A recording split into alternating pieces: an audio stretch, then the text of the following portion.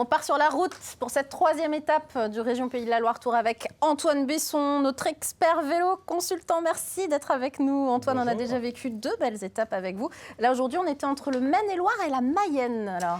Exactement, Segré en Anjou donc, et direction Château-Gontier, 159 km au programme, 5 coureurs en tête, dont le vainqueur de la dernière étape au Mans l'année dernière, Frédéric Dvernès du NOX, Romain Cardis de Saint-Michel-Mavic-Aubert, Léo Danès, Damien Girard pour les 3 Français et puis un Espagnol, Hugo Aznar. Écart stabilisé pour ces 5 coureurs autour de 3 minutes d'avance sur le reste du peloton, emmené par la formation du leader, Ewan Cosnew, ici avec son maillot jaune pour la formation Arkea BNB Hotel, aidé par quelques équipes de sprinters. Il y avait 3 sprints intermédiaires, 3 possibilités donc de prendre 3 secondes de bonification pour chacun d'eux.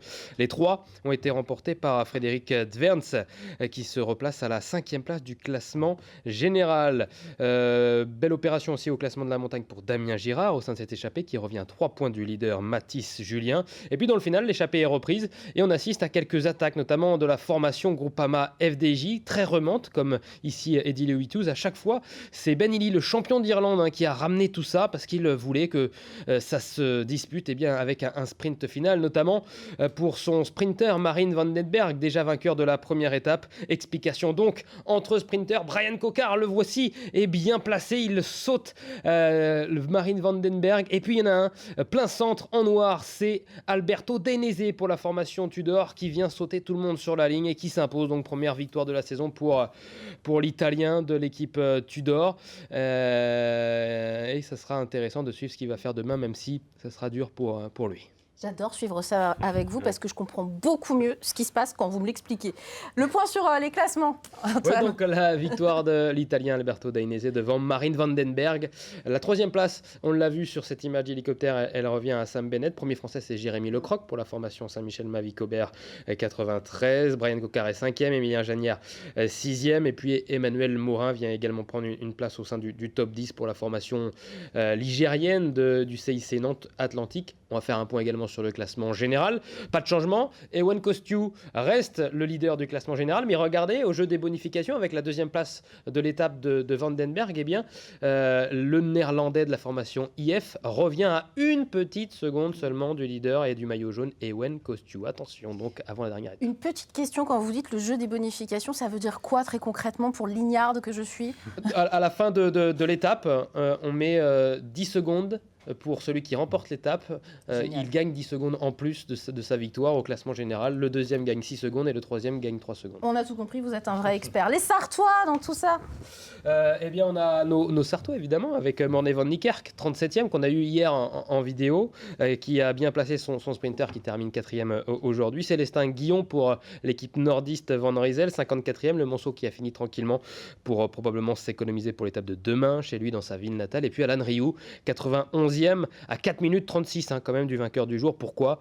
Parce qu'il a beaucoup travaillé aujourd'hui à l'avant du peloton. On le voit sur ces images. Il a travaillé pour son leader et qui porte le maillot de leader du classement général, le maillot jaune donc. Et il nous a gentiment lui aussi envoyé une vidéo après la course pour nous raconter justement sa journée à l'avant du peloton et nous parler un petit peu de l'étape de demain qui arrive presque chez lui qui réside du côté du Brail-sur-Mérise.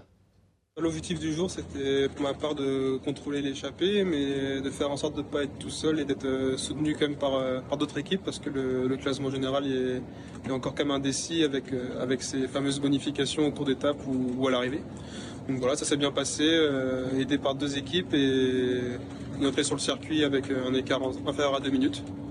Et ensuite, je me suis plutôt réservé pour garder du jus pour demain.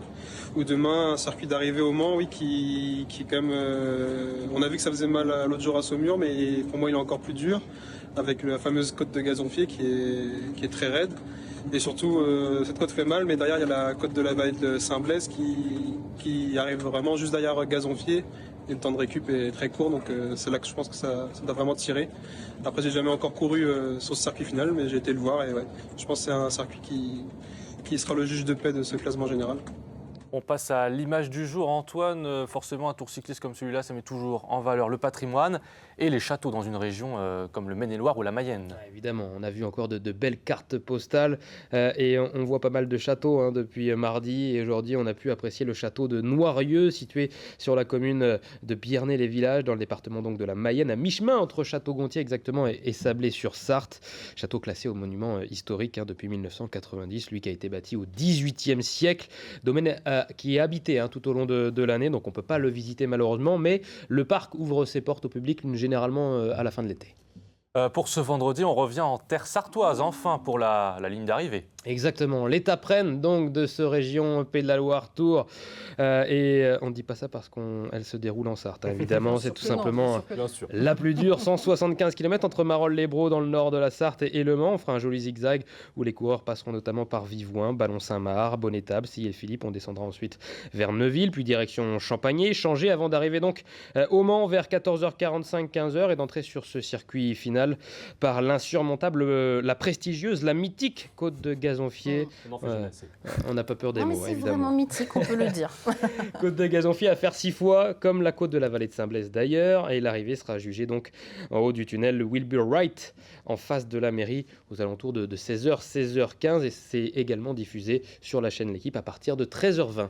Absolument, merci de l'avoir dit. On vous retrouve évidemment demain pour ce grand final en terre sartoise. Et merci de nous avoir fait comprendre et apprécier cette étape, Antoine Besson.